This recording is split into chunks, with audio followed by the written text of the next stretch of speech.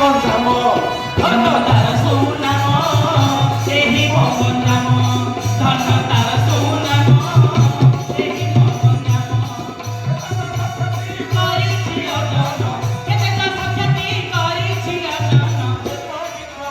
ହେନ ପ୍ରଣାମ ସେହି ମୋ ଗଞ୍ଜାମ ଧନ ତାର ସୁନାମ ସେହି ମୋ ଗଞ୍ଜାମ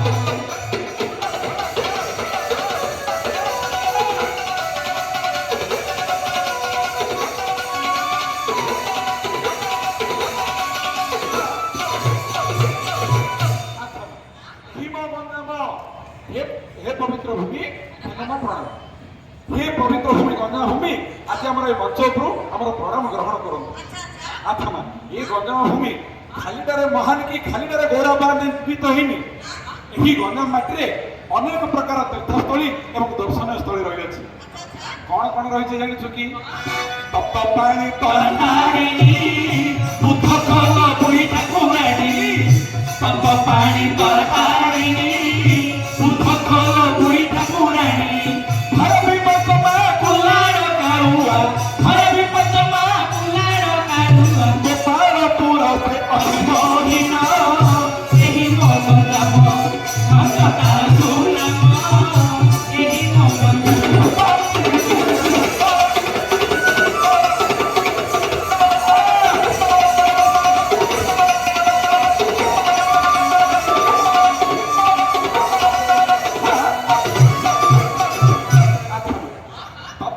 तारातारिणी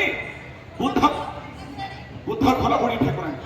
भैरवी पंचमा कोलार कालुआ गोपालपुर भाई गोटे मनोरम समुद्र कूल आम गंजाम अच्छे आजिकल सोनपुर सी बीच हाईलाइट है अनेक प्रकार अच्छी तीर्थस्थली दर्शनीय स्थली किंतु आम समय सीमित हेतु आम एत इलाबोरेट करवा अच्छा जमी तीर्थस्थली भरपूर होकर अच्छे आम ये गंजाम माटी से कवि मान विभिन्न प्रकार सुनाम अर्जन कर कौन जहाँपाई आम पारंपरिक लोक नृत्य से दासकाठी हो कि घुड़की हो भारतीय हो प्रहलाद नाटक हो ये सब गुड़ाक उत्कृष्ट होती गंजाम जिले उत्पत्ति होती गंजाम जिले आज पर्यंत निजर संघर्ष से कवि मान से बरपुत्र मान रचना को परिवेषण कर आम गंजाम समृद्ध दिन को दिन आउरी उत्तर उत्तर उन्नति कर कवि जानी कि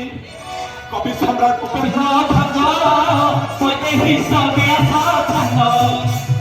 सम्राट उपेन्द्र भंज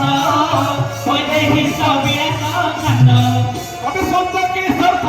नाम चंपू कवि सौंद किशोर नाम चंपू गोपाल कृष्ण से असीम दीना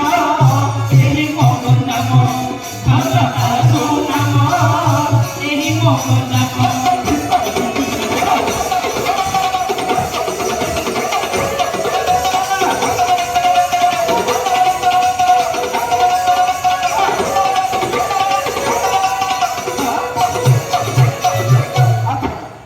कवि सम्राट उपेन्द्र भंज बहुत ही सल कवि सम्राट उपेन्द्र भंज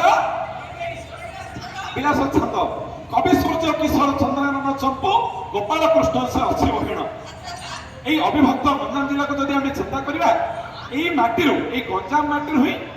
कवि एवं कवितार सृष्टि कहले अत्युक्ति हेनी भूल भी हेनी कहीं 1600-1700 ख्रीष्टाब्द जिते विभिन्न प्रकार रीतिजुग चलुला से समय प्रायतः रीतिजुगर कवि मैंने जी अच्छा से माने कवि सम्राट उपेन्द्र भंज को आरंभ कर उत्कल हट चतुमणि महापात्र हूँ कि से विदग्ध कवि अभिमन्यु सामंत सिंगार हूँ गंजाम प्रति बहुत अवदान रही से विदग्ध चिंतामणि जी लेखक बा कवि अभिमन्यु सामंत सिंह से गंजाम कवि न होते सुधा जो गंजाम प्रति जो ममता थिला स्नेह थिला कवि सम्राट उपेन्द्र भंज एवं कवि सूर्य बलदेव रथंकर जो रचना प्रति से एते मात्रा अनुप्राणित होते जे से एते सुंदर छाद से लिखि पारे ये गंजाम शैली और गोपालपुर माने गोपाल कृष्ण से अच्छी बहिण आम अविभक्त गंजाम जिला को जब विचार करवा से समय मद्रास प्रेसिडेंसी ये संपूर्ण जिला आम था मद्रास प्रेसिडेंसी।